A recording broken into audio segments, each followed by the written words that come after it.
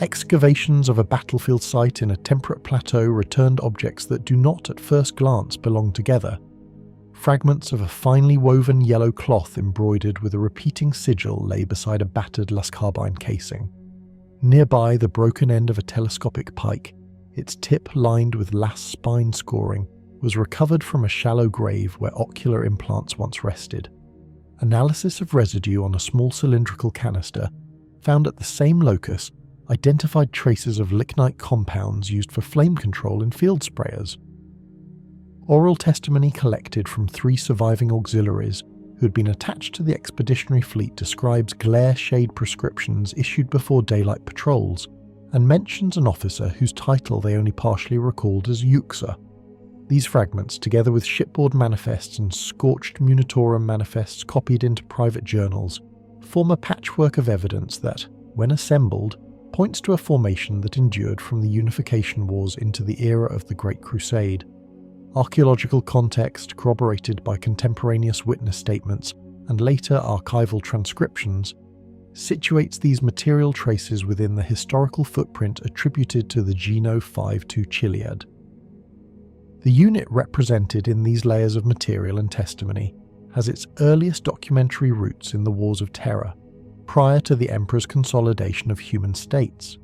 Administrative entries preserved in regional Munitorum ledgers and later summarized in regimental rolls identify the formation as one of those Terran martial bodies that the Emperor allowed to continue service beyond the unification conflicts. Those entries describe a regiment that retained customs and organization derived from pre-Imperial military practice, even as it was folded into the broader apparatus of the nascent Imperial army. The formation's early purpose, as explicated by surviving logistical correspondence, was the maintenance of local order on Terra during the consolidation of planetary domains, and subsequently to provide a disciplined core for expeditionary operations once the crusade outward from Terra commenced.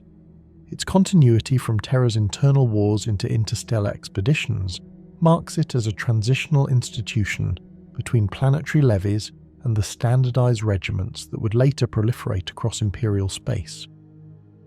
By the time cataloguers of the Great Crusade compiled their rosters, the regiment had been entered among the Terran formations later collectively referred to as the Old Hundred. This designation identifies units whose origins lay on Terra itself, and whose traditions predated the formation of the Imperium's universal institutions. Such regiments were not merely ceremonial survivals, they were operational units that offered a repository of experienced leadership, particular doctrines of combined arms that emphasized company-level autonomy, and a cultural identity that persisted through long campaigns. The Geno formation's longevity, as reflected in fleet deployment orders and campaign summaries, afforded it an institutional memory and a body of practice distinct from newer, colony-raised contingents. That longevity, coupled with the regiment's repeated appearances in expeditionary lists, has resulted in its name being preserved in multiple independent chronologies of the era, which in turn allows modern scholarship to trace both its tactical evolution and its institutional peculiarities. Contemporary descriptions of the regiment's internal organization present it as operating more like a brigade than a conventional regiment. Sources consistently refer to a structure comprising 1,000 companies, each company organized to function with a degree of self-sufficiency uncommon among typical Imperial army formations. The company in this construction served both as a tactical unit and as the primary unit of administration, possessing organic elements for transport, light armor support, and logistics sufficient to sustain prolonged operations detached from regimental headquarters. This organizational decision had operational consequences.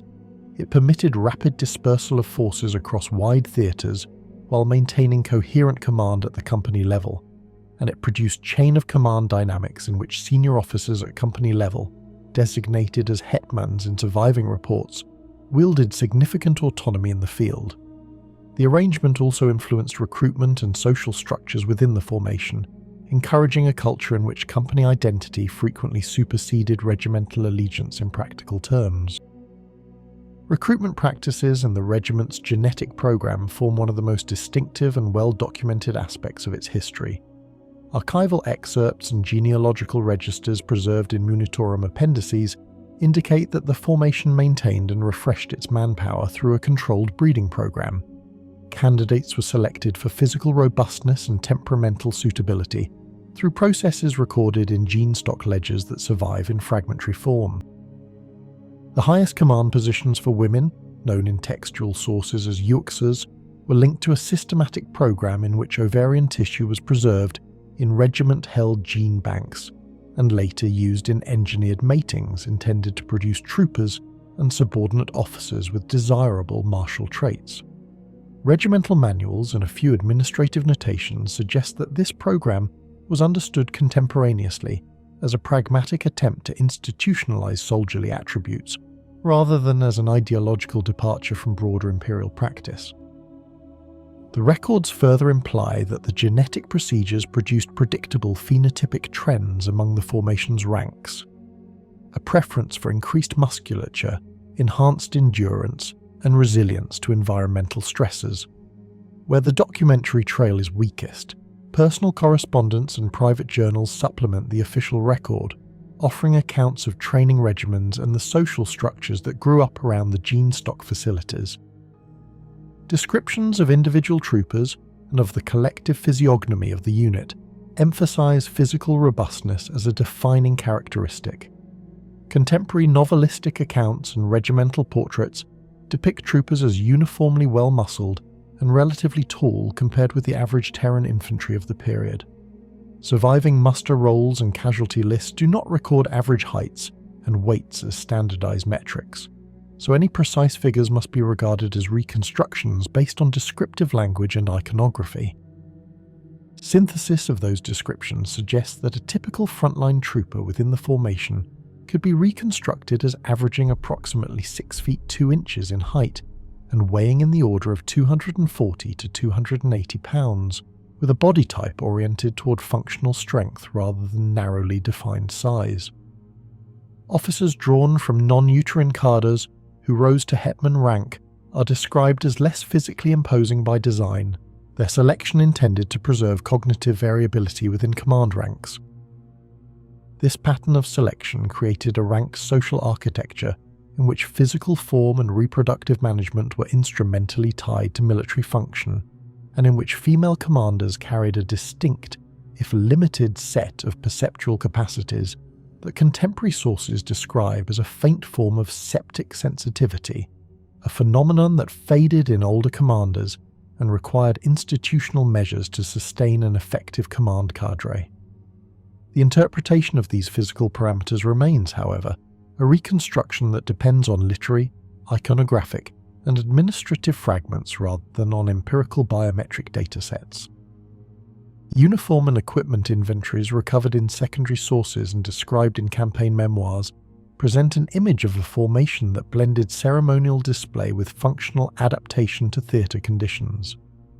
Clothing is repeatedly described as incorporating waist-length coats and capes of a particular yellow murdercaxi weave, often trimmed and embroidered with company symbols.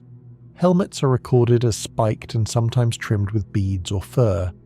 Armour systems were comparatively light for a formation with such a strong infantry identity, the emphasis being on mobility and endurance rather than on heavy protection.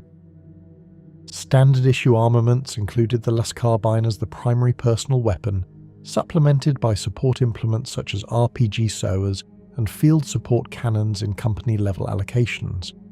Troopers were also issued telescopic pikes, mechanical shafts that could extend and which incorporated lascarbine tips and gravitic counterweights to facilitate reach in both formation fighting and irregular engagements. Vehicles noted in registry entries include light transport frames and Centaur pattern light armour, as well as Scarab-class transports for tactical movement across challenging terrain. The overall equipment profile indicates a doctrine that favoured adaptable, company-centred combined arms capability, rather than dependence on heavy armour columns. The regiment's doctrinal habits emerge from logistical footnotes and from after-action commentaries preserved in fleet dispatches. Training emphasised company-level cohesion and the ability for subunits to sustain independent operations. This operational doctrine is reflected in supply manifests that allocate organic ammunition stocks, maintenance units, and auxiliary power systems at company level. The result, where it is recorded, was a formation that could be parcelled into multiple temporary task groups without immediate degradation of combat potential. Returnees from late-era campaigns and a handful of surviving Medici reports reflect a lifestyle that combined austere field discipline with regiment-specific customs. A pattern of ritualized preparation is evident in private accounts, pre-dawn drills, ceremonial inspection of the telescopic pikes, and specific grooming standards for armour and capes. These practices function to maintain unit cohesion and to reinforce company identities. At the same time, the regiment's breeding and gene stock systems produced an internal caste-like differentiation in which uxors, genewhips, hetmans, bashors and troopers occupied roles defined by both administrative necessity and biological engineering. That differentiation informed social expectations and established norms of conduct that administrators found both efficient and difficult to regulate across extended campaigns. The formation's record of campaigns offers insight into how doctrine and organisation translated into battlefield performance. Chronicles and campaign summaries note operations against diverse opponents, from orc warbands to Xenos cadres and insurrectionary human cultures. One recorded engagement describes a relatively brief, concentrated campaign against a large orc host where company manoeuvre and concentrated pike formations proved decisive in breaking the enemy's massed charges. Another entry, associated with a contested world named Xantium, records a multi-day engagement in which the regiment experienced near defeat against Dragonoid cadres before rallying under coordinated company counterattacks. These episodes, preserved in operational summaries and in logistical after-action notes, show a formation capable of both rapid offensive action and resilient recovery under duress. The tactical signatures found in these files, extended pike formations for area denial, coordinated lascarbine volleys from prepared positions, and the use of light armour as mobile fire platforms, reflect a combined arms approach executed at company scale. The Nurth campaign occupies a central place in the formation's later historiography and provides the most detailed surviving narrative of the unit's wartime experience. Archival reconstructions of the compliance operation on Nurth describe an initially conventional compliance action that became enmeshed with deeper layers of subterfuge and Xenos intervention. The planet's coastal installations and peculiar geological features, recorded in Fleet Surveyor logs, masked a history of prior alien construction, and the presence of a foreign group later identified as the Cabal complicated the operational picture. Fleet correspondence and personal diaries recount interactions between the regiment and elements of the Alpha Legion, and record instances of infiltration and betrayal that had catastrophic consequences. The campaign culminated in an ecological event triggered by a device referred to in some sources as a black cube, which transformed planetary conditions rapidly and lethally. The mass mortality and the destruction of the population and much of the deployed Imperial force are recorded in multiple independent summaries, and the event is often cited in later Inquisition reviews as an example of the dangers posed when human operations intersect with alien artifacts and clandestine Legion actions. Individual commanders and senior non-commissioned figures associated with the formation appear across contemporaneous records and in later narrative reconstructions. Names preserved in manifest marginalia and in the character list of period chronicles include figures whose careers and fates intersected with the broader political and military crises of the era. Accounts of certain hetmans describe battlefield decisions that became subjects of later scrutiny due to apparent manipulation by Alpha Legion operatives. Personal letters and extracted interrogations included in campaign dossiers provide discordant testimony about loyalties and subterfuges. Some officers are documented as having been taken or turned, others as having been executed after capture, and a few are recorded as missing following last known engagements at remote landing sites. These individual histories, when read alongside operational reports and logistical records, present a pattern of attrition and ideological strain that complicates any tidy account of regimental identity. The surviving names and associated annotations serve as points of reference for reconstructing the regiment's internal political climate during its final operations. The material and documentary record that survives from the formation's active period is uneven and sometimes contradictory, which poses a methodological challenge to any reconstruction. Administrative rosters and lockers of Munitorum paperwork survive in only fragmentary form. Personal testimony is frequently coloured by trauma and by the influence of other actors on the battlefield. Where forensic remnants exist, pieces of weaponry, textiles or vehicle components, they must be read in conjunction with brittle paper records and with third-party accounts, such as those compiled by Astartes units operating in the same theatres. Contemporary chroniclers warned against forming conclusions from single-source evidence, and modern archivists emphasise corroboration across Munitorum, Mechanicum, and private logs. Such corroboration is possible in several cases and allows confident statements about core features of the formation, its Terran origin, its participation in the Great Crusade, and its distinctive organisational and genetic practices. At the same time, the gaps in the record are where interpretive work is most necessary, and where conflicting accounts require cautious synthesis rather than assertive claim.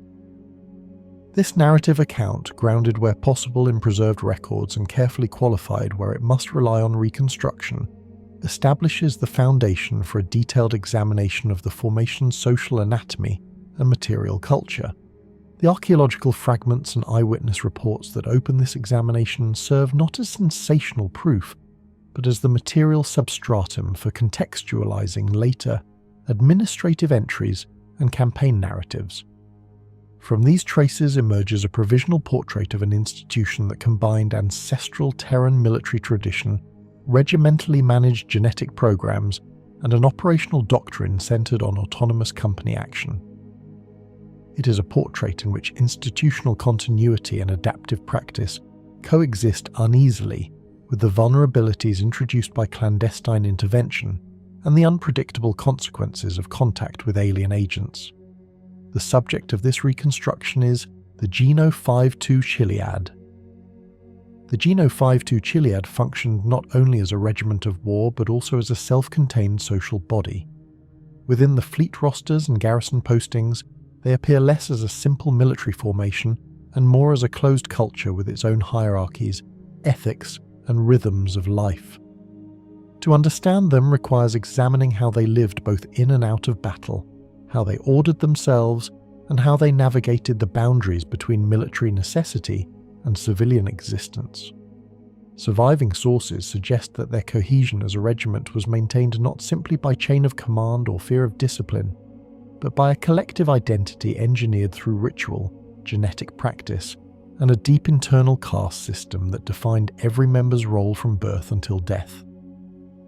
The Chiliad were a genic regiment, meaning that their soldiers were not drawn primarily from voluntary enlistment or planetary tithe, but from a deliberate breeding program maintained over generations. Their population was therefore both the engine of their military strength and the bedrock of their society. Children were not born into a free civilian sphere but into a predetermined function.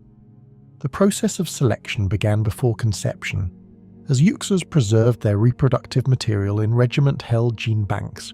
This system created the next generation of soldiers, officers, and even future uxors. Within the Chiliad, there was little distinction between civilian life and military life, because every stage of existence was directed towards sustaining the regiment's fighting capability. Infants were raised communally, adolescents were subjected to martial training, and adults took their places as troopers, officers, or support staff. For most, there was no retirement or independent civic role beyond the regiment. This blurred line between private and professional existence meant that to be born, Geno was to live and die within the regiment's embrace. Despite this closed system, the regiment exhibited distinct layers of social stratification. At the base were the troopers, the most numerous population. Their lives were characterized by rigorous training, austere quarters, and the continuous preparation for campaign. The average trooper was bred to be large and powerful, but his role extended beyond physical prowess. He lived within a culture saturated by ritual observances, loyalty to company banners, and a set of expectations enforced by genewhips. The trooper's lifestyle was tightly controlled. Diet, training schedules, and even patterns of speech were standardized. Accounts from observers describe the discipline as invasive but effective, creating a mass of warriors who moved and fought with remarkable coordination. When not in battle, troopers participated in drills, weapon maintenance, and company ceremonies. Leisure was minimal, often consisting of regulated gatherings where songs, recitations of past victories, and company-specific traditions reinforced their identity. Above the troopers stood the uxors, junior officers whose duties included leading small squads, enforcing discipline, and serving as intermediaries between troopers and their hetmans. Uxors were drawn from the ranks of troopers, and their advancement was both a mark of loyalty and recognition of tactical skill. Socially, they formed a narrow middle stratum, respected by their subordinates, but not admitted into the highest decision-making spheres. Their daily lives combined administrative duties with combat leadership, and they often served as exemplars of the regiment's ethos. In ritual contexts, uxors were responsible for maintaining the banners, company relics, and the continuity of oral traditions. Hetmans represented the senior male officer class. Unique among the Chiliad, they were not bred from the regiment's uterine programs, but recruited externally. This ensured a continual infusion of genetic and intellectual diversity, preventing the inbreeding of thought and reinforcing adaptability at the command level. Hetmans commanded companies, each of which functioned as a semi-autonomous entity. Their lives differed markedly from troopers. Rather than being immersed in physical training and ritualized routine, they engaged in strategic planning, coordination with other hetmans, and communication with their assigned uxor. In social terms, they were outsiders integrated into the regiment's caste system, and while respected, they were never entirely assimilated into the genetic kinship that bound the rest of the Chiliad.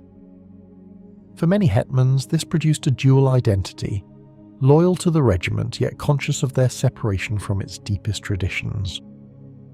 The uxors formed the pinnacle of the regiment's hierarchy. These female commanders were genetically selected, psychically sensitive leaders whose authority extended over multiple companies. Their power was not merely administrative. Their faint psychic perception, the ability known as sept, allowed them to sense the state of their troops and to anticipate tactical developments. Life as an uxor was markedly different from that of other Chiliad members. Chosen in youth, they underwent surgical extraction of reproductive material and were inducted into a life of command, austerity, and eventual decline as their psychic gift burned out before middle age. Their lifestyle was ceremonial as well as martial. uxors presided over rituals, directed campaigns, and embodied the spiritual and strategic identity of the Chiliad. Their small stature contrasted with the immense physiques of their troopers, but their authority was absolute. The regiment's culture demanded obedience to the uxors not simply as officers, but as the living embodiment of its continuity. The genewhips represented another critical caste, serving as political officers whose task was to maintain the ethos of the Chiliad. They were enforcers of discipline, custodians of ideology, and regulators of morale. Their lifestyle was characterized by surveillance and judgment. They occupied quarters near their companies but were distinct from both troopers and uxors. They presided over disciplinary rituals, interpreted the regiment's codes, and reminded soldiers of their obligations. In practice, this gave them enormous influence, since their approval or disapproval could shape a trooper's fate as much as battlefield performance. Witnesses described them as feared figures, tolerated but rarely loved, whose authority was rarely challenged openly. The social structure of the Chiliad therefore mirrored both a military chain of command and a rigid caste system rooted in genetics, training, and ritual. At the bottom, troopers lived lives of strict regimentation, defined by physical readiness and loyalty to company. uxors embodied a transitional identity, elevated yet still bound by trooper culture. hetmans were external recruits, their intellectual contribution balancing the regiment's insularity. Genewhips enforced ideological conformity, and uxors ruled from the top, their psychic gifts marking them as uniquely suited to command. This layered structure ensured efficiency but also introduced tensions, particularly between external hetmans and the insular genetic body of the troopers. Those tensions would be exploited by external actors during campaigns, but within the regiment's own culture, they were suppressed by ritual and by an ethic of obedience. Meals were standardized and regulated, designed to maximize strength and endurance rather than comfort. Sleep cycles were controlled to ensure readiness.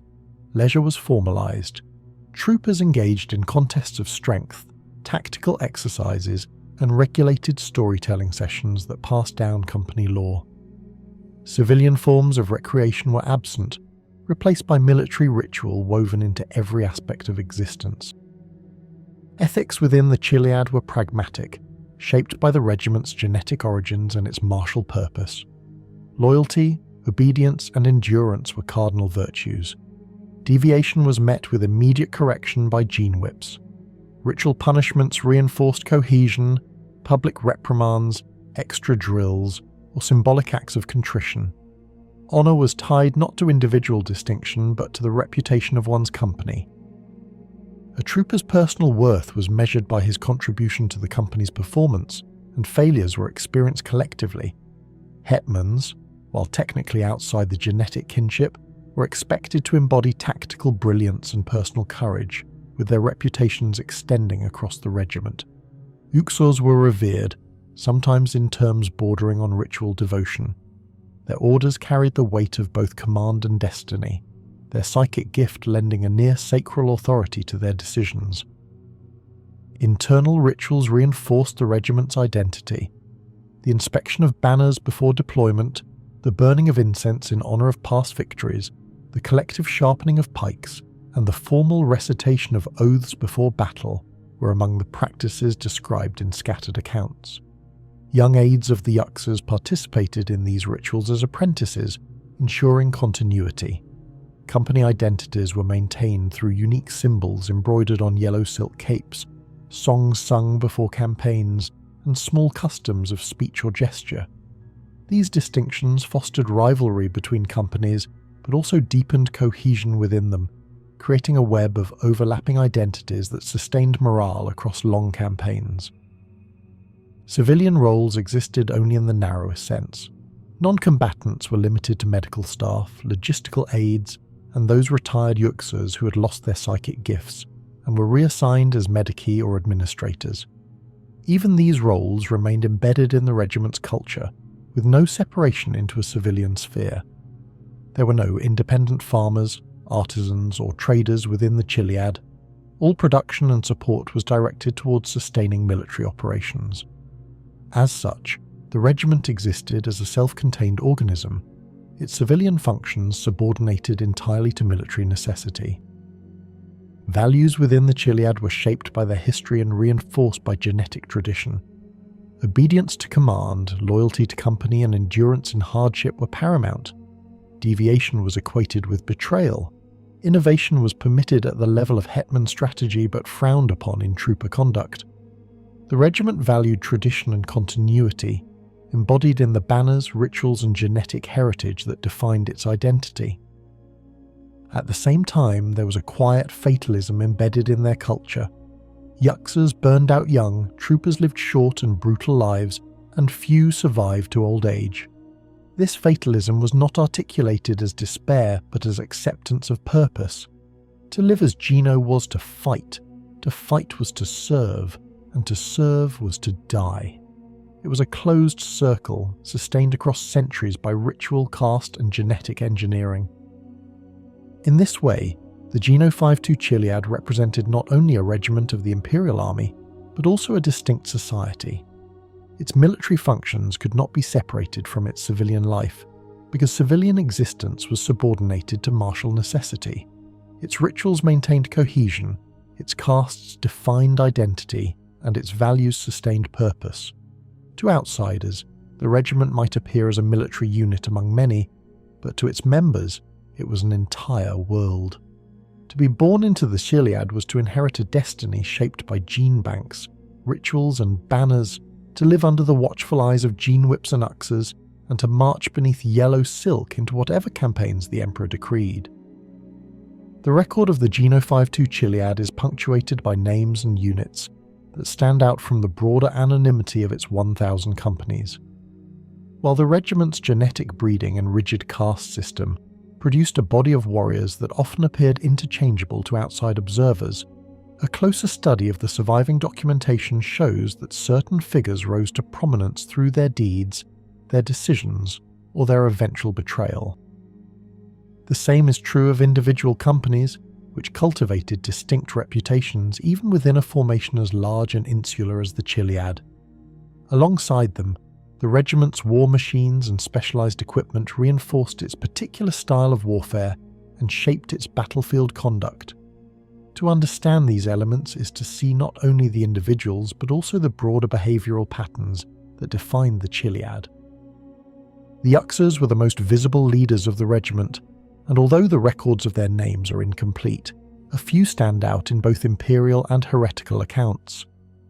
Uxor Roxana Said is the most frequently cited, her career tied directly to the regiment's fate during the Nurth campaign. Sources indicate that she commanded during one of the most critical compliance actions of the regiment's history, and that she came into direct contact with the insurgent John Grammaticus, an operative of the Cabal who posed as König Henneke. Her defection, recorded in both Alpha Legion documents and inquisitorial notes, represented not merely the loss of a commander, but the corruption of one of the Chiliad's genetic and psychic linchpins. Her story reveals the vulnerability of the uxors, whose psychic bonds and genetic obligations did not make them immune to manipulation.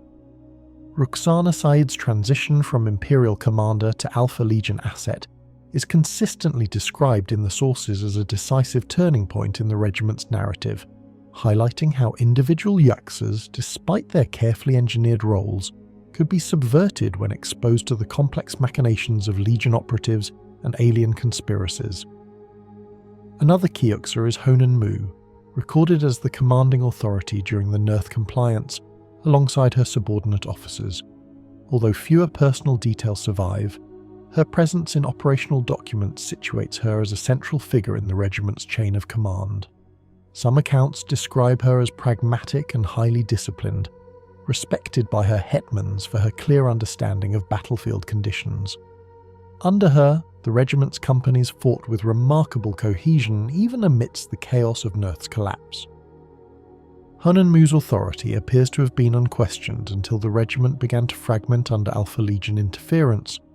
The fact that her name persists in the documentation without significant accusations of betrayal suggests that she represented the archetypal uxor, a figure of command, stability and inevitability, guiding her companies with a clarity born from the psychic link of "sept until that power inevitably waned."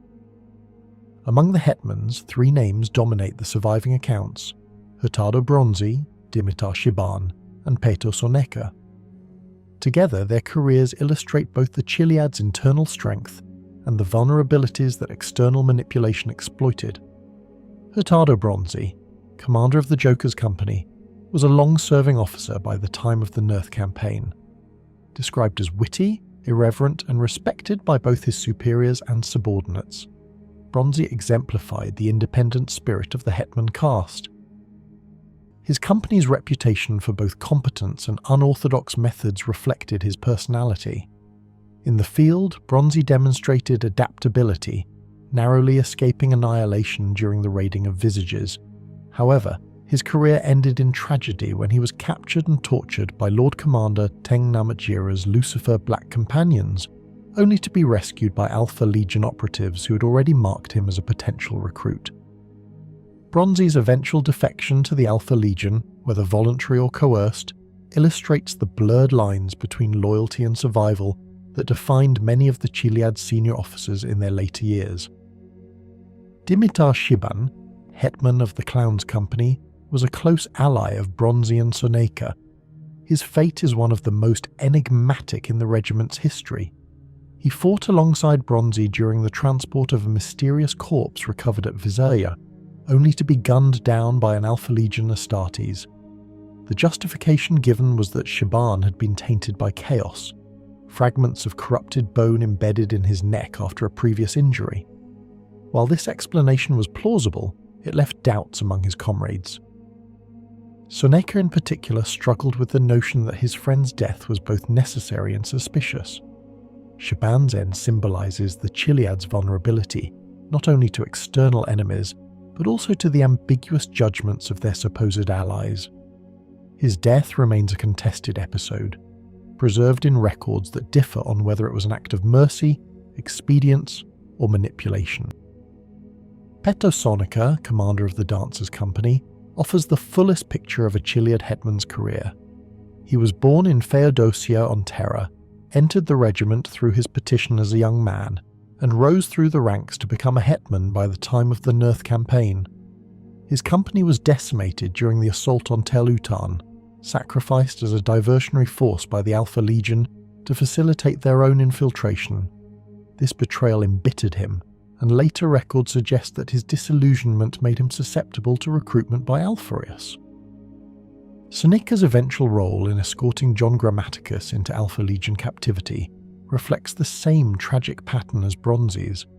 Loyal officers caught between obedience to the Imperium and manipulation by more powerful forces, their agency reduced until their choices aligned with the designs of others.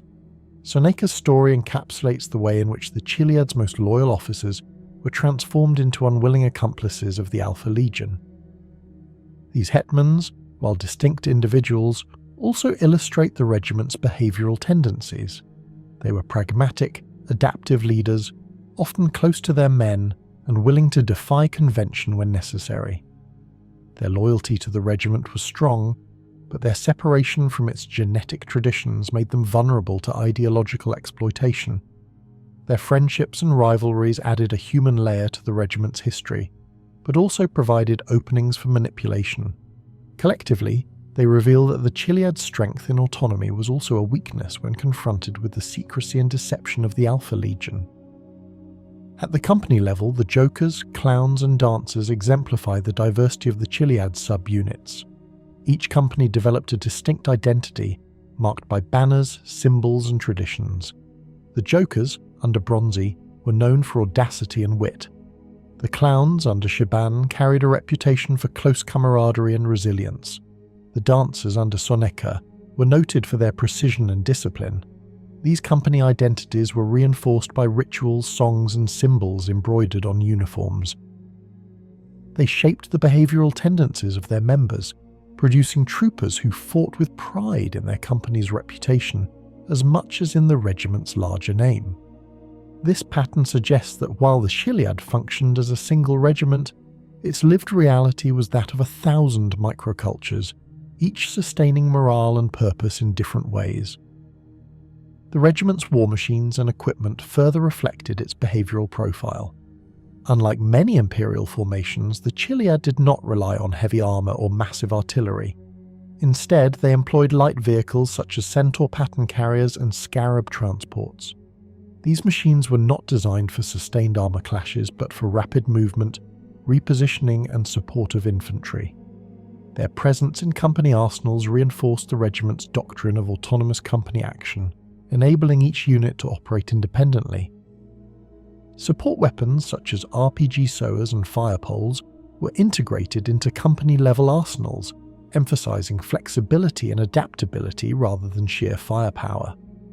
The telescopic pike, unique to the Chiliad, illustrates their tendency toward hybrid solutions. It functioned both as a melee weapon and as a symbol of company identity, its gravitic counterweights and lascarbine tips representing a blend of tradition and technology. Collectively, these war machines supported a behavioural pattern characterised by mobility, adaptability, and resilience rather than overwhelming force. Behaviourally, the Chiliad displayed tendencies shaped by their genetic origin and social structure. Troopers were conditioned to obedience, endurance, and collective identity. Their instincts emphasized cohesion over individuality, with ritual and discipline reinforcing this orientation. In battle, they demonstrated both aggression and discipline, advancing in coordinated formations or holding defensive lines with stubborn tenacity. Their genetic design gave them physical robustness, but it was their cultural training that produced the distinctive behavioural pattern noted by observers. Soldiers who fought with unwavering loyalty to their company, displaying both courage and fatalism. They expected death as the natural end of service, and this expectation produced a stoicism that impressed allies and unnerved enemies. Hetmans added a layer of adaptability, often showing initiative and flexibility in battle. Uxors, with their psychic link, guided the overall flow, translating the regiment's collective instincts into coordinated strategy. Ethically, the regiment valued loyalty, obedience, and endurance above all. Betrayal, whether real or perceived, was met with suspicion and severe punishment. At the same time, the Chiliad's behavioural tendencies made them vulnerable to external manipulation. Their loyalty to banners, rituals, and commanders created opportunities for infiltration by those who could exploit those symbols. The Alpha Legion understood this dynamic and used it to devastating effect, turning trusted leaders into tools of deception.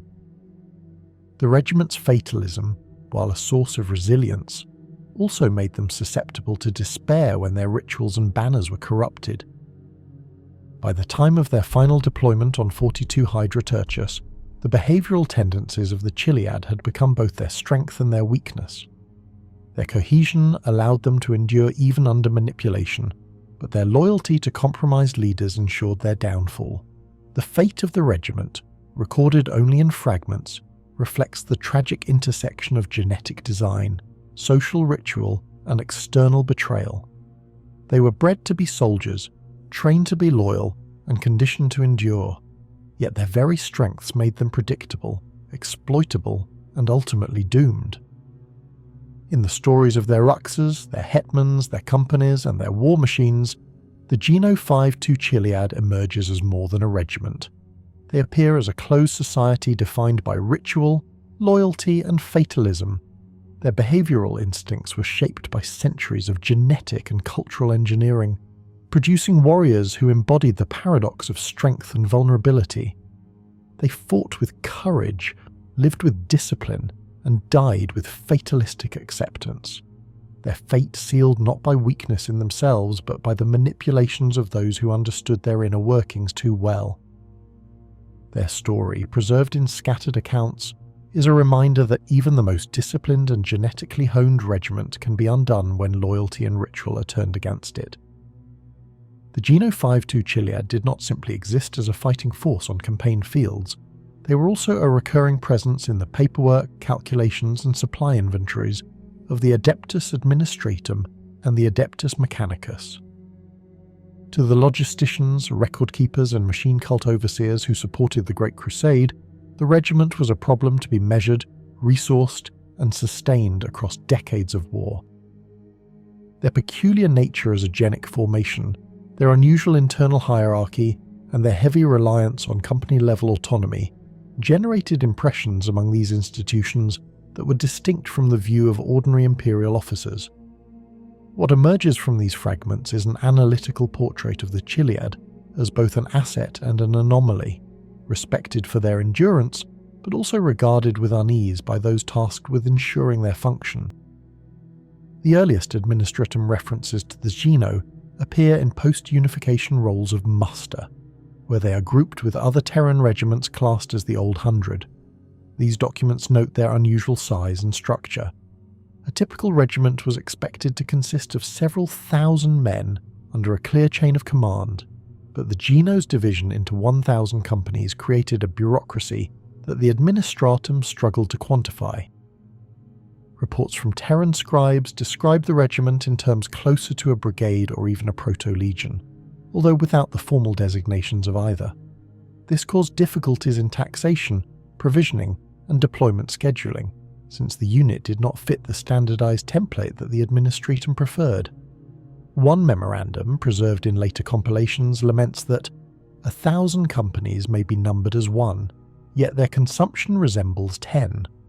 Such remarks underline the logistical challenge of accounting for a formation whose structure multiplied requisitions far beyond expected ratios. The Mechanicus perspective, preserved in fragmentary maintenance logs, reveals another layer of complexity. The Chiliad's genetic program made them less reliant on external recruitment, but it also demanded unique medical oversight. Apothecaries and Mechanicus biologists assigned to the regiment maintained gene banks containing ovarian and martial line samples. The monitoring of these materials required specialized equipment, calibrated to sustain long-term viability across campaigns that could span decades. The Mechanicus noted with curiosity that the Chiliad's genetic processes echoed in miniature the principles the Emperor himself employed in the creation of the Primarchs and the Legions. Yet while the Mechanicus respected the technical sophistication of these gene banks, they also regarded them as dangerously independent. Several logs record anxiety that a regiment capable of sustaining itself biologically might one day drift outside the controls of Imperial oversight. Thus, Mechanicus personnel often treated the Chiliad with a mixture of professional fascination and guarded suspicion. Administratum clerks tasked with supply calculations frequently commented on the Chiliad's unusual equipment profile. Unlike other regiments that relied on mass production of standardized lasguns and armor plates, the Chiliad issued telescopic pikes and distinctive murdercaxi uniforms embroidered with company sigils. These items demanded bespoke production, which strained the Munitorum's manufacturing lines. The spiked helmets trimmed with fur or beads, while symbolic to the regiment, were a source of frustration to supply officers who sought uniformity. Mechanicus datalogs also record impressions of the Chiliad's weapons and armour. The telescopic pike drew particular attention. Its extending shaft, lascarbine tips and gravitic counterweight represented a hybrid of archaic and advanced technologies. The Mechanicus noted the high maintenance costs of such weapons, which required careful calibration and replacement of lascarbine emitters. Yet the Chiliad refused to abandon them, regarding the pike as both a symbol of identity and a functional weapon in formation combat. This insistence placed strain on Mechanicus armourers, who were forced to divert resources to maintain thousands of weapons that had no application outside the regiment. Mechanicus datalogs also record impressions of the Chiliad's weapons and armour. The telescopic pike drew particular attention. Its extending shaft, lascarbine tips, and gravitic counterweight represented a hybrid of archaic and advanced technologies. The Mechanicus noted the high maintenance costs of such weapons, which required careful calibration and replacement of lascarbine emitters. Yet the Chiliad refused to abandon them, regarding the pike as both a symbol of identity and a functional weapon in formation combat. This insistence placed strain on armourers, who were forced to divert resources to maintain thousands of weapons that had no application outside the regiment. Still, field reports demonstrated their effectiveness against massed infantry and even against orc charges, and the Mechanicus grudgingly conceded their utility. The same was true of the glare shades issued during the Nurth campaign, which were designed to protect against the planet's blinding desert light. While expensive and specialized, they prevented widespread ocular damage and allowed the regiment to maintain operational readiness. For the Mechanicus, such adaptations represented both an unnecessary extravagance and a case study in tailored survival equipment. Records show repeated attempts to convince the Chiliad to accept standardized alternatives, but these efforts were consistently resisted by the regiment's uxors, who insisted that company identity and ritual could not be sacrificed for efficiency. This created a constant tension.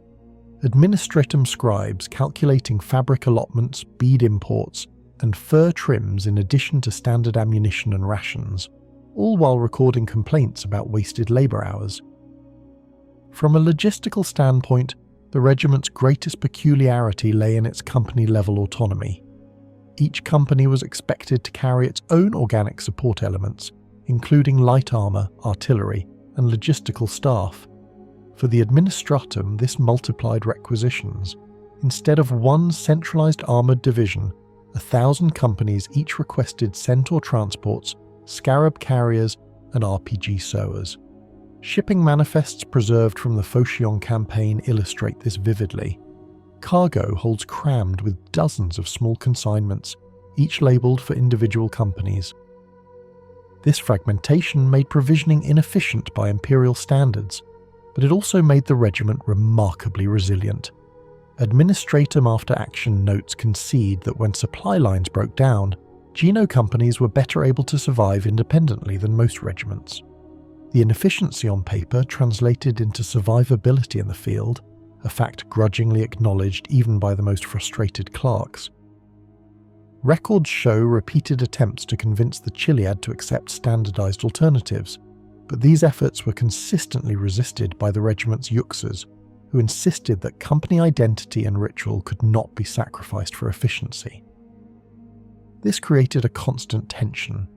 Administratum scribes calculating fabric allotments, bead imports, and fur trims in addition to standard ammunition and rations, all while recording complaints about wasted labour hours. From a logistical standpoint, the regiment's greatest peculiarity lay in its company-level autonomy. Each company was expected to carry its own organic support elements, including light armour, artillery, and logistical staff. For the administratum, this multiplied requisitions. Instead of one centralised armoured division, 1,000 companies each requested Centaur transports, scarab carriers, and RPG sowers. Shipping manifests preserved from the Phocion campaign illustrate this vividly. Cargo holds crammed with dozens of small consignments, each labelled for individual companies. This fragmentation made provisioning inefficient by Imperial standards, but it also made the regiment remarkably resilient. Administratum after action notes concede that when supply lines broke down, Geno companies were better able to survive independently than most regiments. The inefficiency on paper translated into survivability in the field, a fact grudgingly acknowledged even by the most frustrated clerks. Mechanicus data logs also record impressions of the Chiliad's weapons and armour. The telescopic pike drew particular attention. Its extending shaft, lascarbine tips, and gravitic counterweight represented a hybrid of archaic and advanced technologies. The Mechanicus noted the high maintenance costs of such weapons, which required careful calibration and replacement of lascarbine emitters. Yet the Chiliad refused to abandon them, regarding the pike as both a symbol of identity and a functional weapon in formation combat. This insistence placed strain on armourers, who were forced to divert resources to maintain thousands of weapons that had no application outside the regiment. Still, field reports demonstrated their effectiveness against massed infantry, and even against orc charges, and the Mechanicus grudgingly conceded their utility. The same was true of the glare shades issued during the Nurth campaign, which were designed to protect against the planet's blinding desert light. While expensive and specialised, they prevented widespread ocular damage and allowed the regiment to maintain operational readiness. For the Mechanicus, such adaptations represented both an unnecessary extravagance and a case study in tailored survival equipment. Administratum impressions of the Chiliad's lifestyle often bled into their logistical analyses. Reports describe the regiment as unusually disciplined in ration consumption, with troopers bred for high endurance and trained to endure austere diets.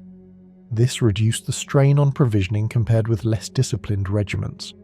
However, the regiment's rituals, such as the ceremonial sharpening of pikes, the embroidery of capes, and the maintenance of banners, required resources that had little immediate military value.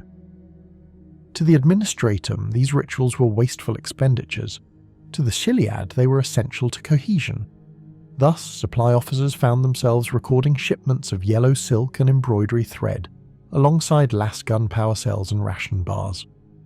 The administratum never ceased to criticise this, but it became an accepted part of dealing with the regiment, one paid in silk and fur to ensure loyalty and effectiveness. Quantitative data preserved in campaign summaries illustrate the Chiliad's impact on logistics. Muster rolls indicate that the regiment fielded tens of thousands of troopers at any given time, with company sizes averaging between 100 and 200 soldiers. If each company maintained even a minimal transport complement and arsenal, The result was a logistical footprint far greater than its numerical strength suggested. Administratum figures calculate that the Chiliad consumed resources equivalent to several standard regiments, particularly in transport allocation.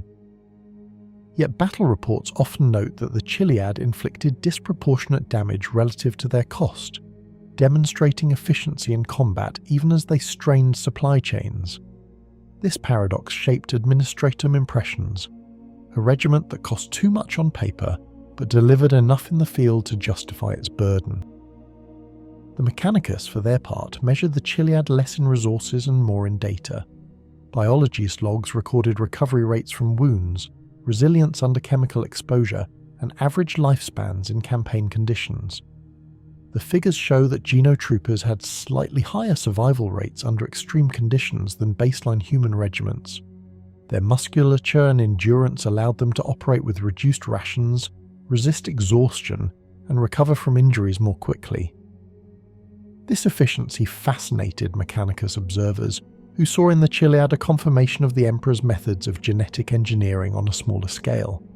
At the same time, the gradual decline of the uxors' psychic gift was noted as a biological weakness. By their third decade of life, most uxors had lost the sept entirely, forcing a constant cycle of replacement. Mechanicus reports describe this as a systemic flaw that would inevitably degrade the regiment's command structure if not constantly refreshed. This observation contributed to the Mechanicus impression of the Chiliad as a fascinating but unstable experiment. Administratum analytics extended to morale and cohesion. Reports note that the Chiliad displayed lower rates of desertion and insubordination than most regiments. Their genetic and cultural conditioning ensured loyalty, reducing the need for punitive oversight. However, when discipline did break down, it often did so catastrophically. Administratum records describe entire companies turning in unison when subverted, rather than individual soldiers breaking ranks. This all-or-nothing tendency reflected the regiment's deep company identities. For Administratum overseers, this presented both reassurance and risk. One could count on the Chiliad to remain loyal, until suddenly one could not. Both Administratum and Mechanicus impressions converge on the Nurth campaign, where logistical records show the regiment deployed in full strength alongside the 670th Expedition Fleet. Administratum supply manifests from this period are extensive, listing shipments of glare shades, lignite sprayers, and reinforced transport vehicles. Mechanicus logs detail emergency repairs to scarab transports damaged by sandstorms and chemical exposure. Both institutions recorded unease at the scale of resources consumed by the Chiliad during this campaign. Administratum notes mention extravagant requisitions beyond all tolerances, while Mechanicus reports warn of accelerated degradation of non-standard equipment. When the campaign ended in planetary extermination caused by the activation of the Black Cube, Administratum records show staggering losses in material. Mechanicus logs record the destruction of gene banks, silos, and experimental equipment. The combined impression of the two institutions after Nurth was one of frustration. Years of investment erased in a matter of days, with little to show but fragmented records and ruined banners. The final references to the Chiliad in Administratum and Mechanicus records are tied to 42 Hydra Tertius. Administratum deployment orders list them as present, but subsequent records vanish. Mechanicus logs note shipments of gene bank material and specialized equipment, but there are no surviving reports of their recovery. Both institutions list the regiment as lost after this point, a bureaucratic euphemism for annihilation. Administratum margins record frustration at the inability to recover banners or confirm losses. Mechanicus footnotes speculate that the gene banks may have fallen into Alpha Legion hands. These impressions close the institutional record of the Chiliad, a formation that consumed vast resources, fascinated the Mechanicus, strained the Administratum, and disappeared into the shadow of secrecy. To the Adeptus Administratum, the Geno Five-Two Chiliad were an anomaly that defied neat categorization. They demanded too much, resisted standardization, and disrupted supply schedules, Yet they produced results that justified their burdens. To the Adeptus Mechanicus, they were a living experiment, a genetic echo of the Primarch project, both efficient and flawed. In the cold language of ledgers and data logs, the regiment appears as both a marvel and a problem, an extraordinary force that proved difficult to sustain, an institution admired for its effectiveness yet viewed with suspicion for its independence. In the end, their disappearance removed the logistical headache but left behind unanswered questions. The Administratum closed their files with irritation, the Mechanicus closed theirs with curiosity. Both institutions, however, acknowledged the same fact. The Geno Five-Two Chiliad had been unlike any other regiment in the Imperial army. The campaigns of the Geno Five-Two Chiliad are scattered across the Great Crusade, their traces preserved in expeditionary logs, Mechanicus after-action analyses, and Administratum campaign summaries. These records, while incomplete, allow for a reconstruction of the regiment's combat history and reveal their characteristic methods of warfare. The Chiliad did not wage war like other regiments of the Imperial army. Their 1,000 companies fought with autonomy, precision, and ritualized cohesion, leaving behind a pattern of victories and tragedies that were noted with fascination and unease by the institutions tasked with documenting them. One of the earliest recorded campaigns was the 6-week compliance of Phocion. Administratum chronicles describe Phocion as a world contested by a sizable orc horde. The Chiliad's deployment was initially treated as a proving ground, an opportunity to test their doctrines against the relentless assaults of Xenos infantry. Reports from the campaign describe extended defensive actions, in which companies arrayed themselves in overlapping pike formations, using their telescopic weapons to create zones of denial that blunted the orcs' mass charges. Administratum figures record casualty rates lower than expected, with losses amounting to fewer than 1 in 10 troopers. Mechanicus maintenance logs note that the telescopic pikes required constant recalibration due to the strain of repeated use against heavy bodies, but the weapons proved effective in maintaining order against overwhelming pressure. The battle concluded with coordinated counterattacks, companies advancing in unison to cut through disorganized orc survivors. Administratum analysts highlighted the campaign as an example of the Chiliad's capacity for disciplined endurance, a formation that absorbed an orc onslaught without collapsing into chaos. The compliance of Xantium provides a contrasting record. Xantium was defended by Dragonoid cadres, a Xenos force whose physiology and tactics challenged the Chiliad's methods. Administratum summaries describe the campaign as a near disaster. The Dragonoids, agile and resilient, overwhelmed several companies in the initial engagements, exploiting gaps in the Chiliad's lines. For the first time, Administratum clerks recorded significant variance in company survival rates, with some companies nearly annihilated while others held their ground. Mechanicus data logs detail the toll on equipment. Pikes shattered by the Dragonoid's armour, lascarbine stocks depleted beyond forecast, and Centaur transports wrecked in ambushes. The turning point came when multiple companies coordinated a counterattack under the direction of their uxors. Administratum records highlight the speed of recovery. Within days, the Chiliad regrouped, reformed lines, and forced the Dragonoids into retreat. Casualty figures were heavy. Estimates place losses at nearly 1/3 of deployed strength, but the victory restored the regiment's reputation. Mechanicus commentary emphasizes the resilience of the troopers' physiology, noting that wounded Geno soldiers recovered more quickly than baseline humans and returned to combat with minimal downtime.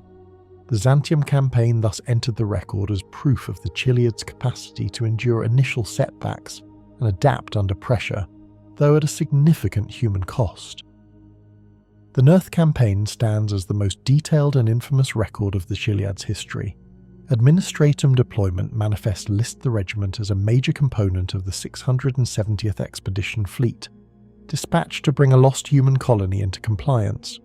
Initial reports describe Nurth as a desert world with peculiar geography, its harbour of Monlo identified by surveyors as an ancient Xenos installation, later attributed to the Cabal.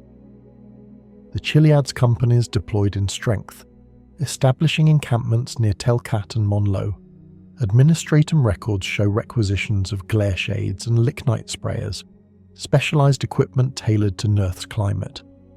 Mechanicus logs detail the calibration of filters, protective gear, and vehicles against the intense glare and abrasive winds.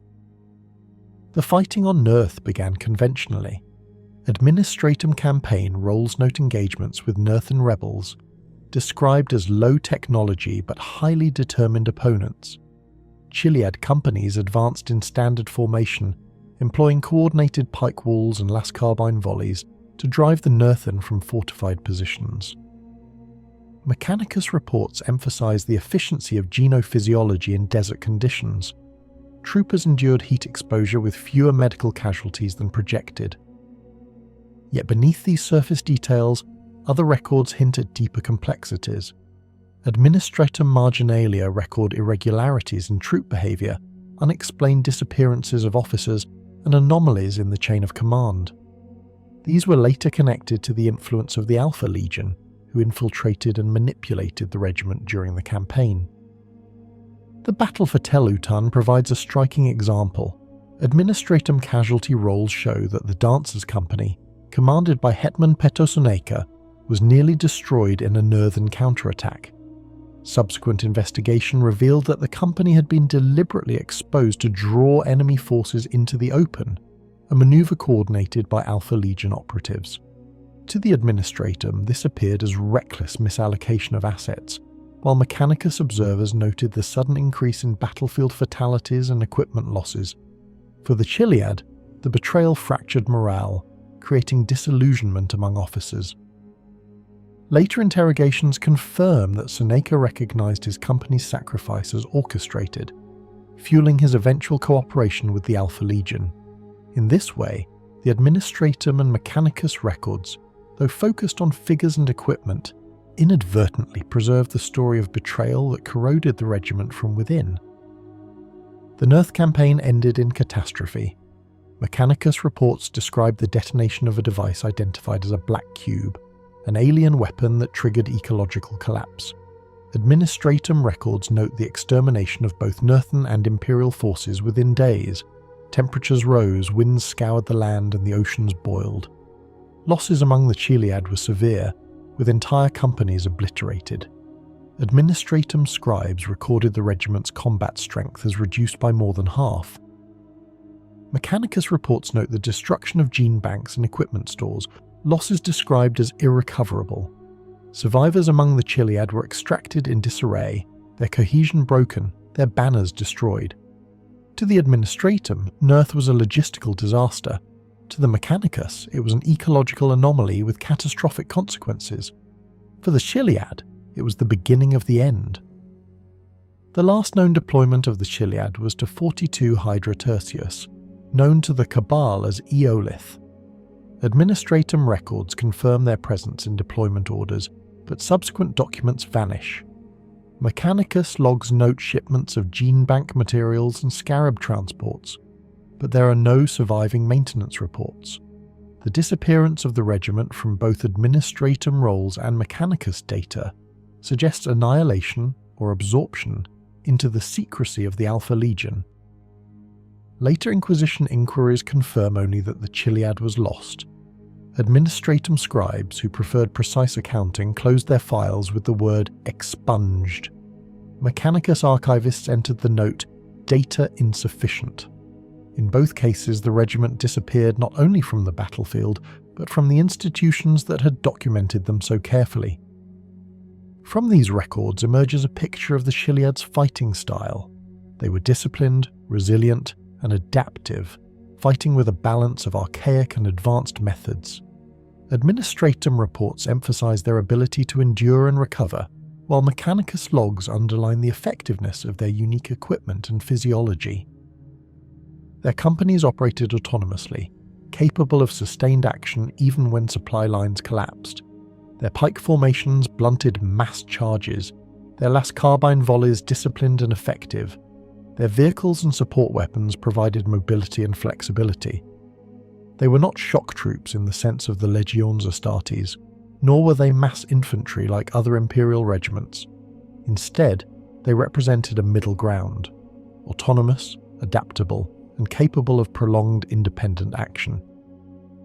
Yet their records also reveal vulnerabilities. Administratum notes highlight high casualty rates in extended engagements, particularly against adaptable enemies like the Dragonoids. Mechanicus data emphasize the fragility of their equipment, the difficulty of maintaining non-standard weapons, and the systemic flaw of uxors losing their psychic gift. Above all, their susceptibility to infiltration is preserved in the Administratum's marginal complaints and the Mechanicus's unexplained anomalies. Their loyalty to ritual, banners and commanders made them efficient in ordinary circumstances, but vulnerable to manipulation in extraordinary ones. The Chiliad's wars therefore stand as both testimony to their effectiveness and as cautionary tales. On Phocion, they demonstrated the value of cohesion and discipline. On Xantium, they proved their resilience under near defeat. On Nurth, they revealed their capacity for endurance in impossible conditions, even as betrayal and alien intervention destroyed them. On 42, Hydra Tertius, they disappeared into the secrecy of the Cabal and the Alpha Legion. Each battle recorded in Administratum and Mechanicus archives adds a layer to the portrait. A regiment admired for its strength, burdened by its peculiarities, and undone by circumstances that no amount of discipline could prevent. The written record of the Geno Five-Two Chiliad is reinforced by fragments of testimony left behind by those who witnessed their campaigns. Unlike the Administratum's ledgers or the Mechanicus data logs, these accounts carry a human quality, even when transcribed in the dispassionate language of bureaucrats. Together with the official aftermath reports, they reveal how the Chiliad appeared in the eyes of allies, auxiliaries, and Imperial officers who served alongside them. Their battles left scars not only on landscapes but on the memories of those who observed their distinct way of war, and those impressions shaped the way both the Administratum and Mechanicus evaluated the regiment's legacy. One early eyewitness record comes from an auxiliary officer attached to the 670th Expedition Fleet during the Nurth campaign. His testimony, preserved in a translated form within Administratum archives, describes his first sight of the Chiliad disembarking from scarab transports on the desert surface. He noted the yellow Murdercaxi capes trimmed with fur, the spiked helmets adorned with beads, and the long telescopic pikes carried in unison. They looked less like soldiers and more like a procession, he observed. Yet when the order was given, they moved with one will, without hesitation. His account describes the regiment's precision, the synchronized lowering of pikes, and the sharp rhythm of lascarbine fire. For him, the Chiliad embodied both archaic ceremony and disciplined efficiency. The impression lingered. They were not a common regiment, but a formation with its own ritual presence on the battlefield. Other testimonies emphasize the regiment's silence under strain. A Mechanicus engine seer, responsible for maintaining Centaur transports during the Xantium campaign, recorded that Geno troopers rarely spoke when wounded. He noted that their medici tents were filled with men who bore burns, fractures and lacerations, yet few raised their voices. It was as if they considered pain part of their oath, he wrote, and to give it voice would be to betray the company. His observation matches broader accounts of the Chiliad's fatalism, their acceptance of suffering as inherent to their duty. For Administratum clerks compiling casualty tallies, this silence translated into neat numbers without protest. Soldiers who endured what was recorded without disruption. Eyewitness accounts also shed light on the regiment's internal rituals. A remembrancer attached briefly to the fleet wrote of witnessing a company assembly at dawn. He described troopers standing in formation as genewhips inspected uniforms, banners unfurled, and hetmans recited company oaths. They sharpened their pikes together, the sound like grinding stone echoing across the sand, he noted. The ritual struck him as both archaic and unsettling, a reminder that the Chiliad was a culture unto itself, with practices that seemed alien even to other Imperial soldiers. To the remembrancer, this blending of ceremony and discipline marked the Chiliad as an anachronism, an old 100 regiment carrying Terran traditions into the farthest reaches of the galaxy. The aftermath of battles often highlighted both the effectiveness and the cost of the Chiliad's methods.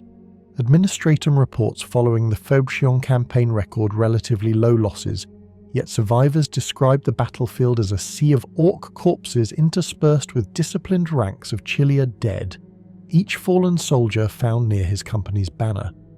One auxiliary observer wrote that they died in rows as they had fought, facing forward, no man turned away. This pattern reinforced the impression of discipline, but also revealed the regiment's tendency toward collective rather than individual survival. Casualties were borne by entire squads or companies, their cohesion intact even in death.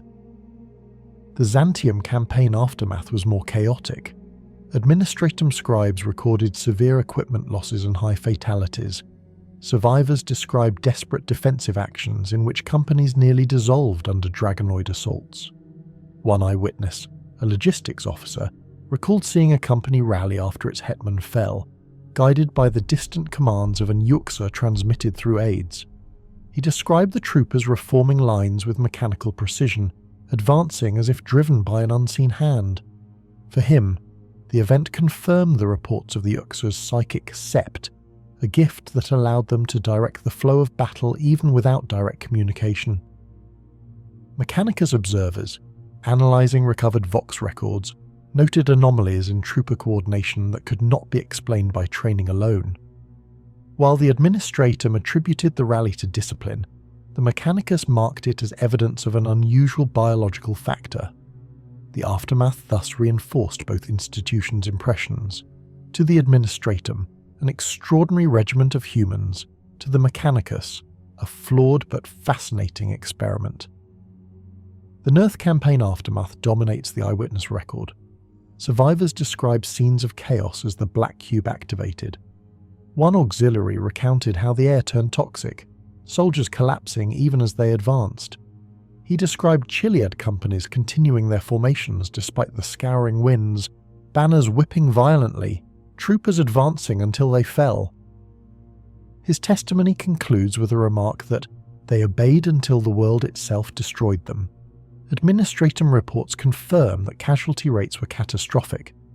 Mechanicus logs note that recovered gene banks were corrupted, their samples rendered inert by environmental collapse. The loss of equipment, banners, and personnel was total in some companies. In aftermath summaries, Administratum scribes described the regiment as broken but still marching, survivors carrying remnants of banners onto evacuation craft even as their companies ceased to exist. Eyewitness accounts of individual leaders also shaped the regiment's image. Several testimonies mention Hurtado Bronzi, describing his wit and irreverence even in the aftermath of defeat.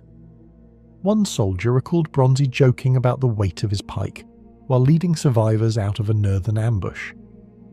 Others mention Peto Soneka's grim determination after the destruction of his company, his face described as a mask of endurance. These personal impressions humanize the regiment's leaders, showing how their reputations were forged not only in records, but in the memories of those who served alongside them. Administratum scribes noted these reputations in marginal comments, while Mechanicus observers largely dismissed them as irrelevant, focusing instead on physiological data and equipment performance. The aftermath of the regiment's final deployment remains obscure. Administratum records of 42 Hydroturchers contain no eyewitness testimony, only the silence of missing reports. Mechanicus data logs end abruptly, noting shipments, but no returns. Later, Inquisition inquiries found only fragments. Rumours of entire companies disappearing into the wilderness, whispers of Alpha Legion intervention, and hints of meetings between the Cabal and Alpharius. For the Administratum, the aftermath was administrative failure, a regiment unaccounted for, files closed with the designation lost. For the Mechanicus, it was unfinished data, a puzzle left without conclusion. In both cases, the absence of testimony is itself a record, the silence of a regiment erased from history. The final analyses of the Administratum and Mechanicus reflect these impressions. Administratum clerks concluded that the Chiliad, while effective in battle, were costly, anomalous, and ultimately unreliable. Their reports describe a regiment that demanded unusual resources, resisted standardization, and proved vulnerable to manipulation. The conclusion is pragmatic. The Chiliad were an asset that became a liability, a formation whose disappearance was regrettable, but not irreplaceable. For the Mechanicus, the final analysis is more speculative.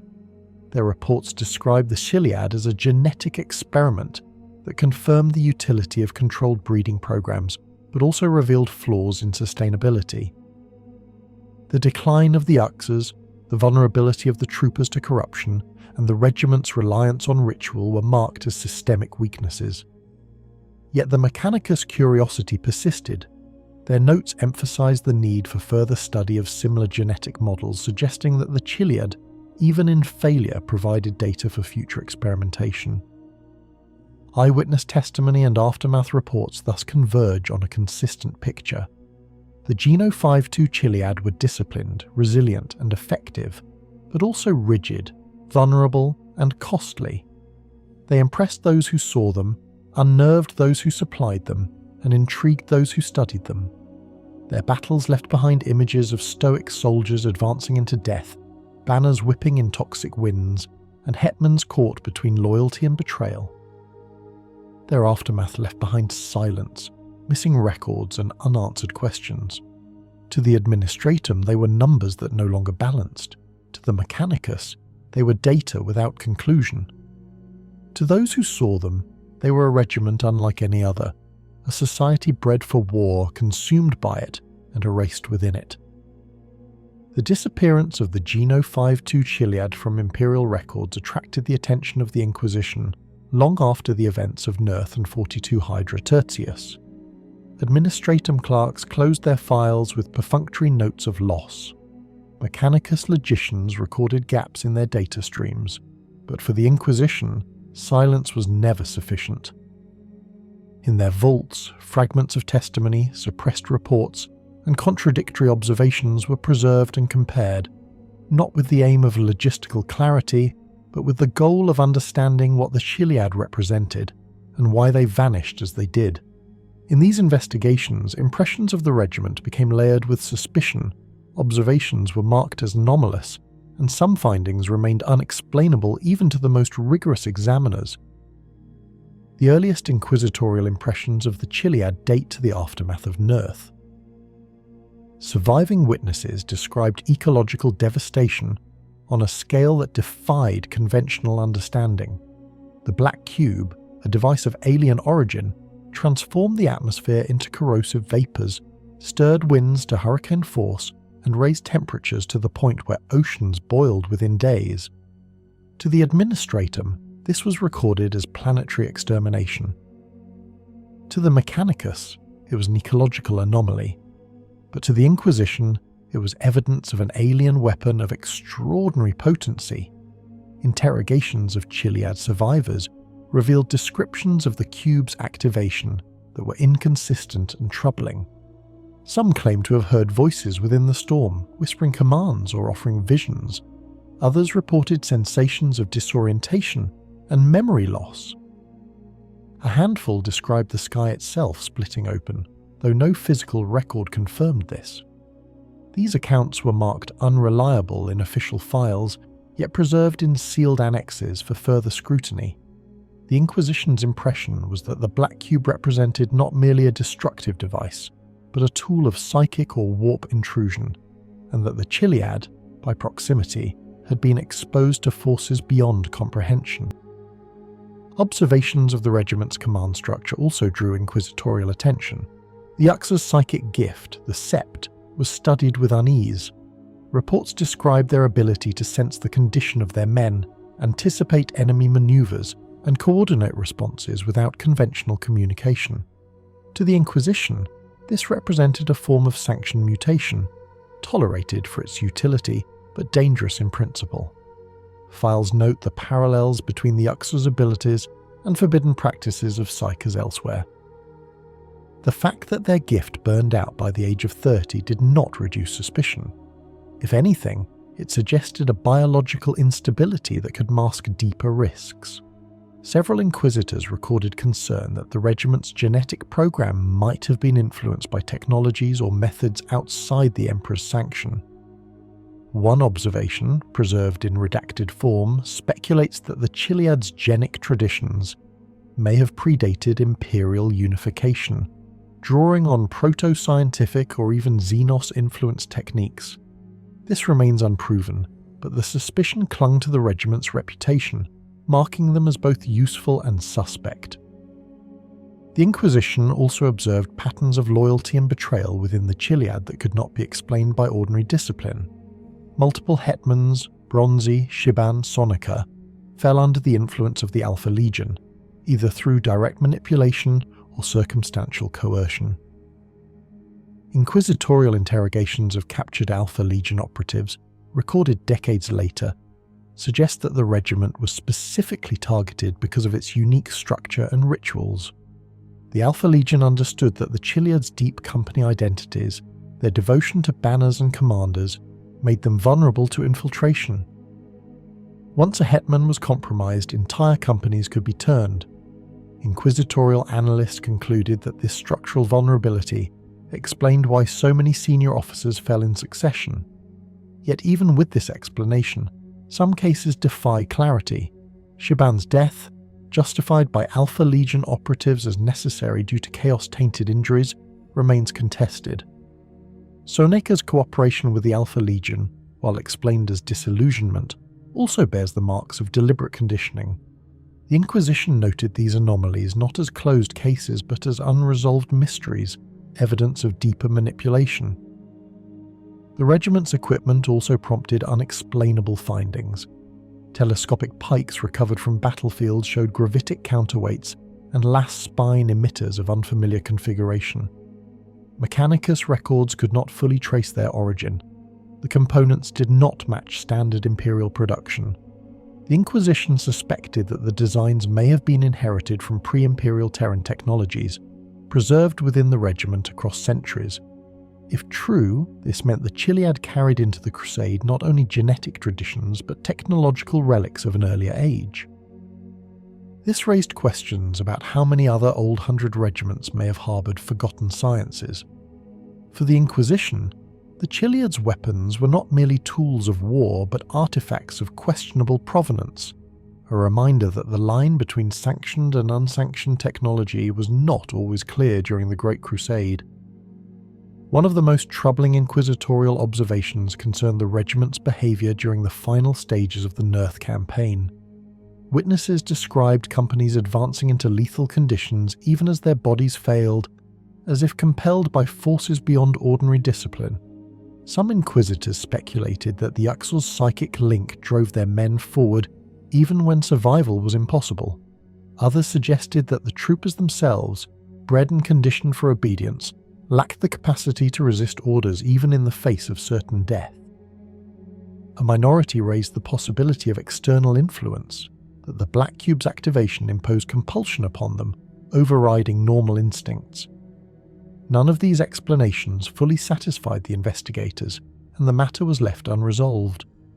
What remains is the impression of a regiment that obeyed beyond reason, their discipline indistinguishable from compulsion, their loyalty indistinguishable from enslavement. The disappearance of the Chiliad on 42 Hydra Tertius deepened these suspicions. Inquisitorial reconstructions suggest that the regiment was deployed in force, yet no reliable record of their fate exists. Rumours collected from survivors of the expedition fleet speak of meetings between Alfarius and the Cabal, where prophecies of mankind's future were revealed. Some testimonies describe Chiliad companies vanishing into the wilderness, following orders no one could trace. Others suggest entire companies defected to the Alpha Legion. A few accounts, dismissed as hallucinations, claim that Chiliad troopers dissolved into dust, their bodies unmade by unknown forces. None of these testimonies can be confirmed, but their preservation reflects the Inquisition's unwillingness to dismiss anomalies. For the Administratum, the regiment was lost. For the Mechanicus, the data ended. For the Inquisition, their disappearance was a problem that demanded explanation, but yielded none. Impressions of the regiment's ethos also troubled inquisitors. Their fatalism, their acceptance of death as destiny, was interpreted as both strength and potential corruption. Some files speculate that this fatalism made them susceptible to chaos, not through worship but through indifference. A people who accept death without protest, the argument goes, might more easily fall into the despair or nihilism that chaos exploits. Others countered that their fatalism was cultural rather than spiritual, a product of genetic conditioning and ritual reinforcement. The Inquisition never reached consensus. The ambiguity itself became part of the record, a reminder that certainty was elusive even in the most disciplined formations. Unexplainable findings extend even to the regiment's genetic program. Inquisitorial biologists who studied surviving gene stock samples noted anomalies in coding sequences. These anomalies did not match standard Terran genic practices, nor did they align with Mechanicus archives. Some hypothesized that the irregularities were intentional, inserted to produce specific physical or psychological traits. Others speculated that they were errors accumulated over centuries of replication. A few suggested cautiously that the anomalies might reflect influence from non-human sources. No conclusion was reached, and the samples were eventually destroyed under inquisitorial order. The uncertainty remained. Were the Chiliad purely human, or had their genic traditions crossed boundaries that should never have been crossed? The Inquisition's overall impression of the Geno Five-Two Chiliad is therefore a mixture of admiration, suspicion, and unresolved questions.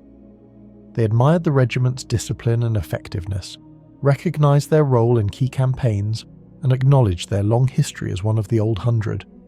But they also suspected that the Chiliad embodied dangers, genetic programs of uncertain origin, psychic abilities on the edge of sanction, vulnerabilities to infiltration, and behaviours that could not be fully explained. Their disappearance on 42 Hydra Tertius left no closure, only speculation. To the Inquisition, the Chiliad became less a regiment and more a case file, an example of how even the most disciplined and genetically honed formation could conceal mysteries, how loyalty could be manipulated, and how entire units could vanish into the secrecy of alien schemes and legion treachery. In the end, the Inquisition filed the Geno Five-Two Chiliad under categories of interest, their records sealed, their anomalies noted, their mysteries preserved. They were not erased but catalogued, an unresolved chapter in the long history of the Imperium. Observations remained contradictory, findings remained unexplainable, and impressions remained tinged with unease. The regiment, once a proud symbol of Terran martial heritage, survived only as fragments in the archives of those who seek to understand what lies beyond the margins of Imperial certainty. Anomalies within the record of the Geno Five-Two Chiliad are most visible when their campaigns are compared across multiple sources. Administratum ledgers present figures, dates, and casualty rates. Mechanicus logs offer equipment performance data and physiological notes. Inquisitorial archives, however, highlight discrepancies that appear when these records are cross-examined. Certain battles contain details that resist reconciliation, testimony that contradicts itself, or sealed documents that suggest deliberate suppression. These anomalies form a pattern, revealing that the Chiliad's history was never entirely contained within the official record. The Phocion compliance is remembered as an efficient demonstration of Chiliad discipline.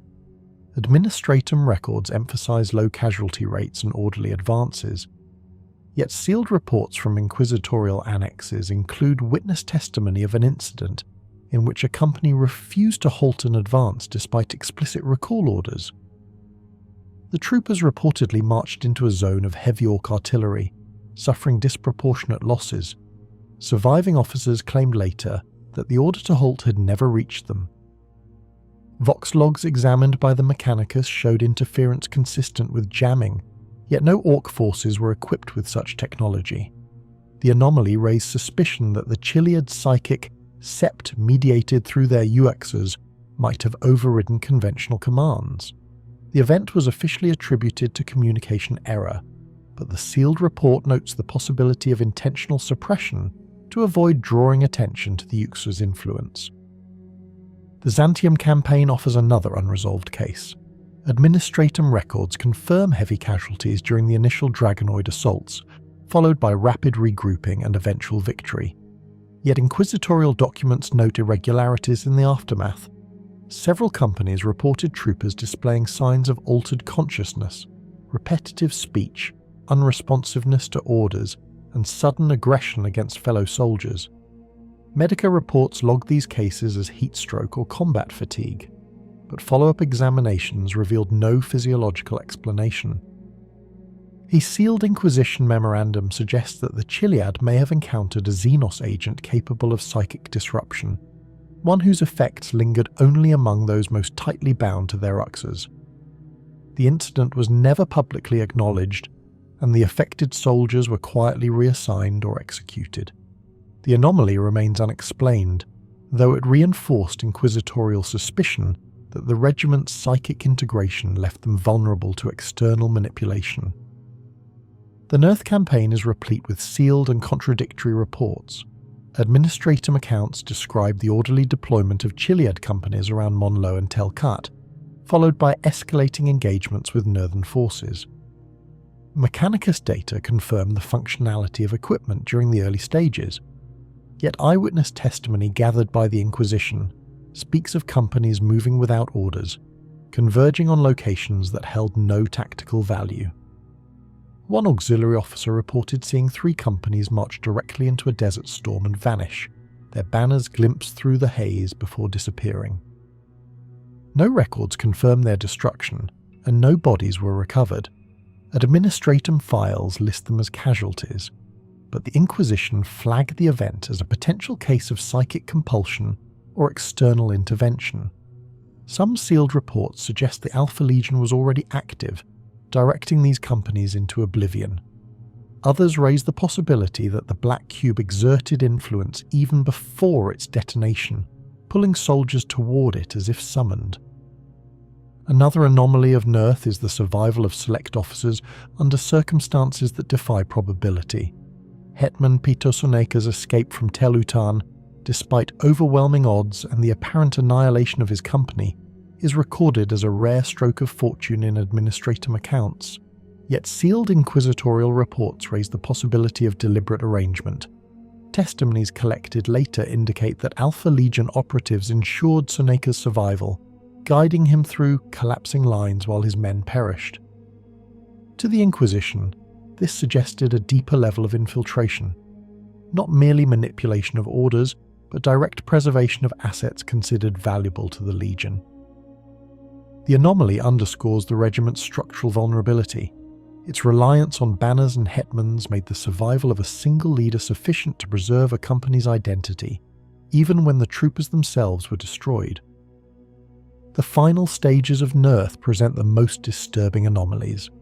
When the Black Cube activated, Mechanicus logs recorded ecological collapse in quantifiable terms: temperature rises, wind speeds, chemical compositions. Yet testimonies preserved in sealed inquisitorial files describe phenomena that cannot be reduced to data. Some survivors spoke of visions of alien structures rising from the sands, glimpses of impossible cities on the horizon. Others reported hearing voices calling their names, voices that spoke in familiar tones though the speakers were long dead. A handful described their comrades dissolving into ash before their eyes, though administratum casualty records list those individuals as killed by exposure. The Inquisition preserved these accounts not as verified truth, but as evidence of warp-related influence. The anomaly remains unresolved. Was the Black Cube merely a weapon of ecological destruction, or did it act as a conduit to dimensions beyond ordinary space? The regiment's proximity to the device placed them at the center of an event that remains unexplained. The campaign on 42 Hydra Tertius, or Eolith, is preserved almost entirely in sealed reports. Administratum deployment orders confirm the Chiliad's presence. After that, documentation ceases. Inquisitorial reconstructions drawn from fragments of testimony suggest anomalies from the outset. Several sources claim that Chiliad companies marched under banners not recorded in administratum rolls, designs that did not match their known heraldry. Others report companies appearing and disappearing on the battlefield as if phasing in and out of sight. Mechanicus data from Auspex scans note sudden energy spikes in regions where no Chiliad forces were expected, followed by silence. One sealed report describes entire Chiliad companies kneeling in formation before unidentified figures, believed to be agents of the Alpha Legion or emissaries of the Cabal. Another claims that banners of the Chiliad were later found among Alpha Legion warbands, suggesting defection. None of these reports were released publicly, and the event was officially categorized as lost due to hostile interference. The anomalies remain unexplained, buried in sealed inquisitorial archives. The regiment's disappearance also prompted sealed investigations into their genetic stock. Surviving samples recovered before Nurth were analysed and found to contain irregularities that resisted classification. One inquisitorial biologist described the code as human but not consistently so, with patterns that suggested deliberate insertion of non-standard sequences. When compared to Mechanicus data on known Xenos genomes, no matches were found. The anomaly was officially dismissed as an artifact of replication, but the files were sealed rather than destroyed.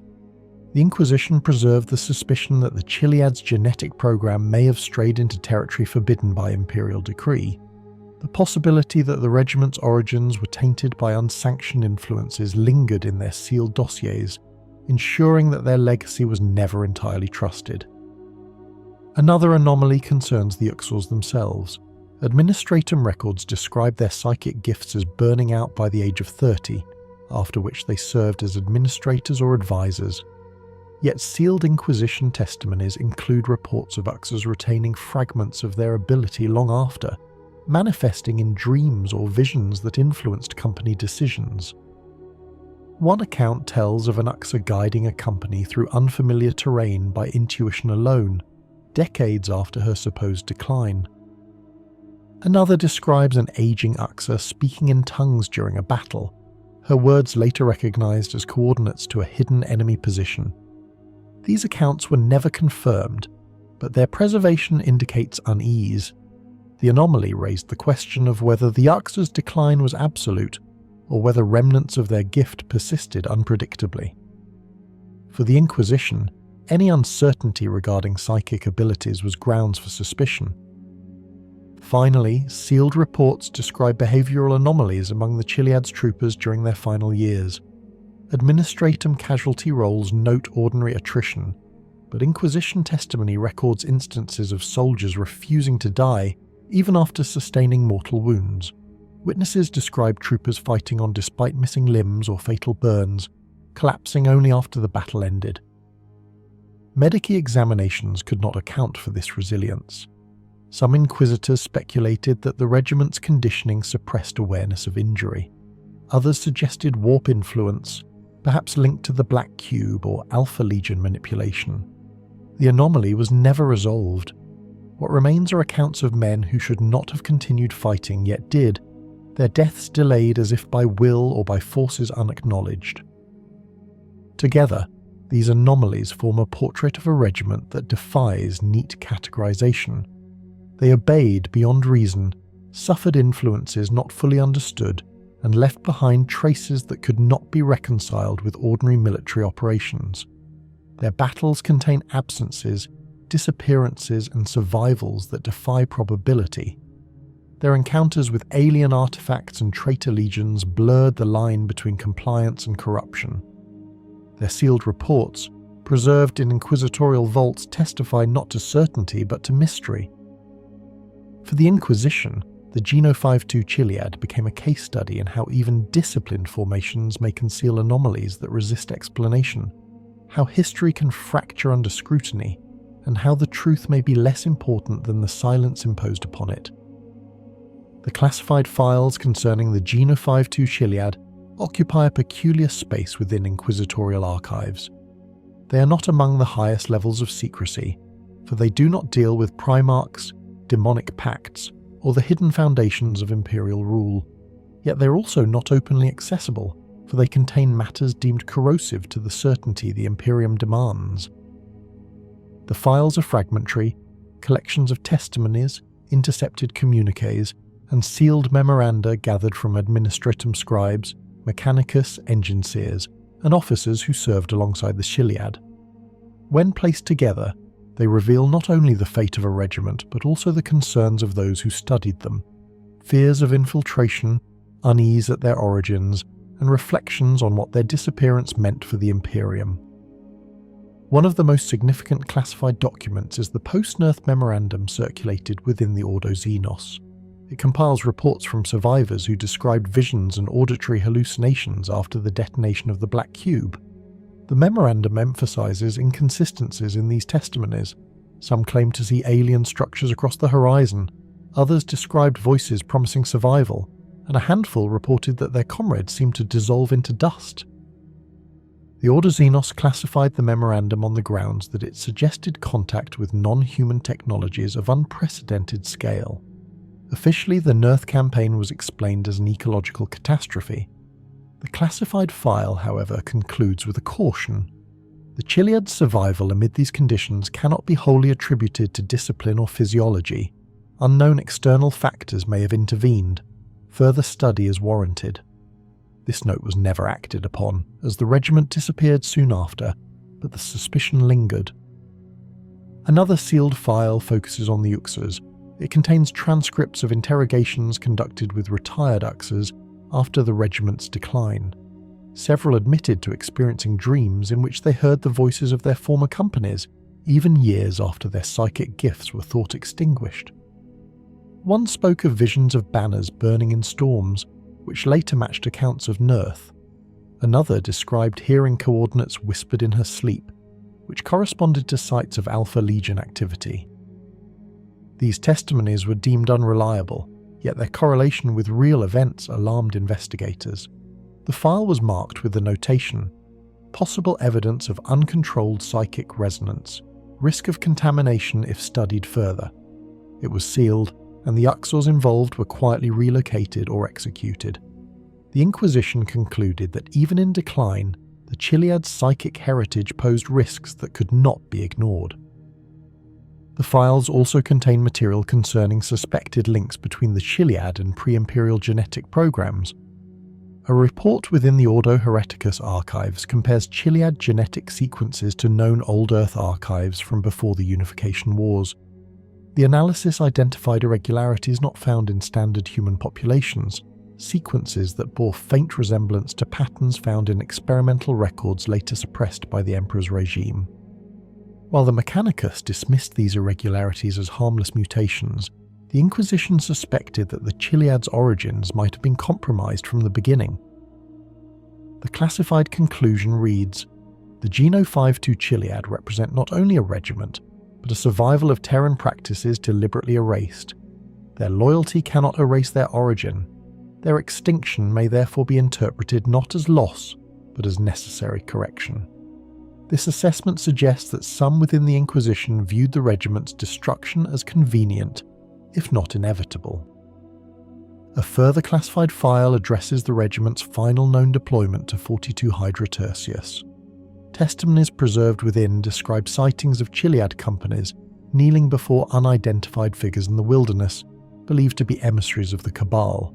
Others claim that entire companies disappeared overnight, their banners left behind in empty camps.